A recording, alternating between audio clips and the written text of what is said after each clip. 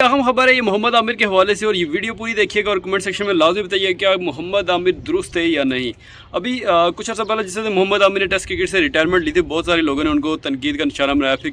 कुछ लोगों ने उनको बोला कि यार ये फिक्सर है, इसको कंट्री की कोई परवाह नहीं है, कुछ ऐसा नहीं है। देखिए, एक शख्स अगर जिसको अपनी बॉडी के हवाले से मालूम है कि यार मेरी बॉडी इतना नहीं लोड ले सकती,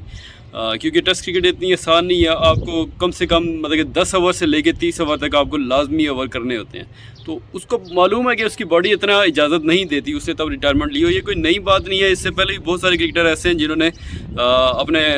अपने कैरियर के 2-3 साल या 4-5 साल से मतलब के सफ़र के दौरान में जो सा वो रिटायरमेंट लिया और अपने ODI क्रिकेट को जारी रखा उन्होंने। तो सेम ऐसा ही प्रोसीजर था कि मोहम्मद आमिर ने भी यही चीज़ किया, और अभी उन्होंने स्टैंड भी लिया जिस तरह से जो करप्शन होती रही है प्लेयर के हवाले से, पसंद नापसंदीदगी के बेस के ऊपर प्लेयर्स को खिलाते रहे हैं टीम में, जिस तरह से मिसबा के ख़िलाफ़ और वकार यूनस के ख़िलाफ़ उन्होंने स्टैंड लिया, तब भी लोगों ने उनको तनकीद का निशाना बनाया। और ये बात दुरुस्त है मोहम्मद आमिर की, मैं तब भी मोहम्मद आमिर के साथ एग्री था और अभी भी मैं उसके साथ एग्री हूँ। और उसकी वजह क्या है, आप एक चीज़ नोट कीजिएगा कि पिछले तकरीबन 20 साल से लेके वकार यूनस हो गए या फिर इनके लगभग की एज के जो से लोग हैं जिन्होंने 92 का मैचेस खेले हैं, 95 के खेले, सन 2000 तक रिटायरमेंट लेते रहे हैं। ये लोग या तो कमेंट्री पैनल में आते हैं कमेंट्री में,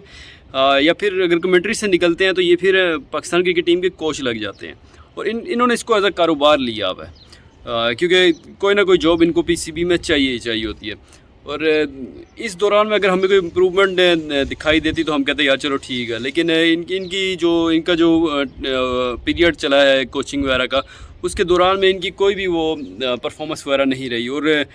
जहाँ तक बात है मिसबाह उल हक की, मिसबाह उल हक के पास कोचिंग का एक्सपीरियंस बिल्कुल भी नहीं है, ना ही एक जो स्टेप के थ्रू बंदा आता है कि आपके नेशनल लेवल से लेके कोचिंग स्टार्ट होती है, उसके बाद आप इंटरनेशनल लेवल तक आते हैं। और ये चीज़ मिसबाह के पास बिल्कुल भी नहीं है। एज अ प्लेयर आप अगर परफॉर्म करते हैं या टॉप ऑर्डर के प्लेयर हैं, जिस तरह से बाबर आजम मिसबाह से तो खैर बहुत ही बड़ा प्लेयर है, अगर आप बाबर आजम को एज अ कोच लेंगे तब भी इस चीज़ में वो बिल्कुल भी पूरा नहीं उतरते कि वो एक अच्छे कोच बनेंगे, क्योंकि कोचिंग की क्लासेस आपको अलग से लेके कोच तक आना पड़ता है।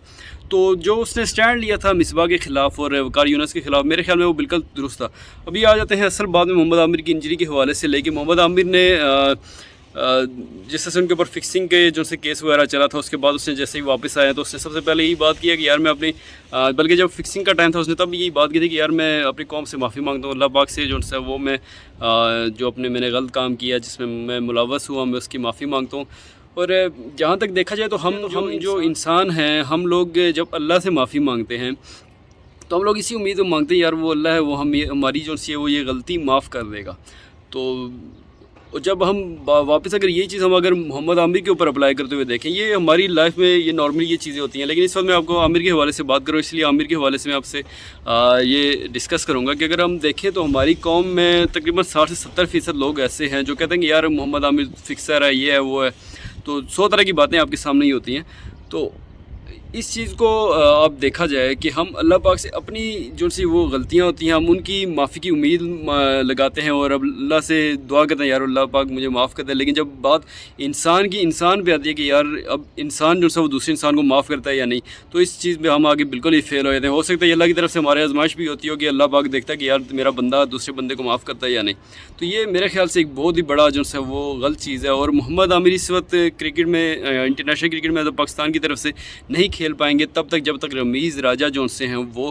पाकिस्तान क्रिकेट टीम के चेयरमैन हैं, क्योंकि रमीज़ राजा इस चीज़ के बिल्कुल ख़िलाफ़ है कि कोई फिक्सर जो है वो टीम में वापस आए, क्योंकि वो कहते हैं कि ये जो से एक है ये पैनल एक फ़्लो बन जाएगा कि एक प्लेयर फिक्सिंग में मुलव्वस है उसको दोबारा से चांस दे रहे हैं। तो बहरहाल मैं इस फेवर में हूँ कि मोहम्मद आमिर का कम बैक होना चाहिए, जिसको अल्लाह पाक की तरफ से ये माफ़ी बिल्कुल मिली है, क्योंकि अगर अल्लाह पाक उसे माफ़ नहीं करता तो वो दोबारा टीम में कभी भी वापस ना आता, ना ही वो किसी डोमेस्टिक लेवल में या फिर फ्रेंचाइज की तरफ से वो क्रिकेट खेलता। तो ये सब कुछ जो है वो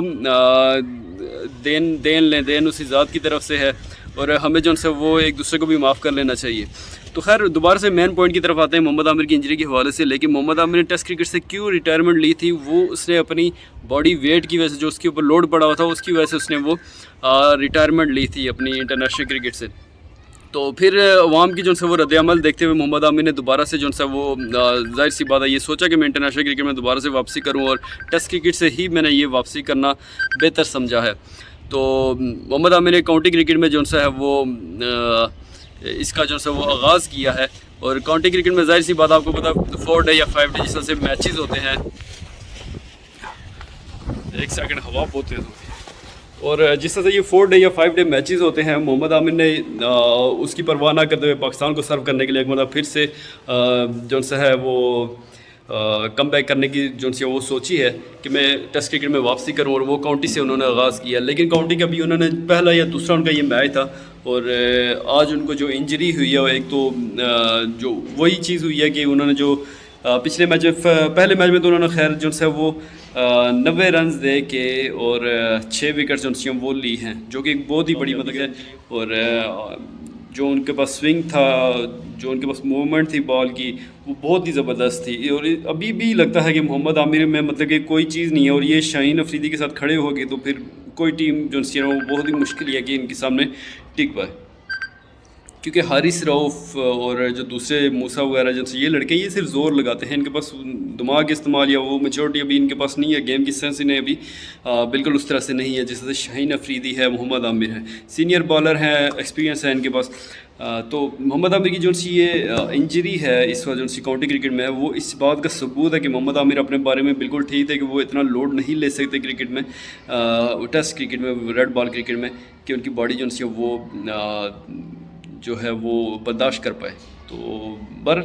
دیکھتے ہیں کہ نیکسٹ کیا ہوتا ہے کہ محمد عامر اس کو کنٹینیو کریں گے یا نہیں. ویڈیو کو ضرور جو ہے وہ لائک کیجیے گا, اور کمنٹ سیکشن میں ضرور یہ محمد عامر کے حوالے سے اپنی رائے ضرور دیجیے گا کہ محمد عامر کے بارے میں آپ کا کیا خیال ہے.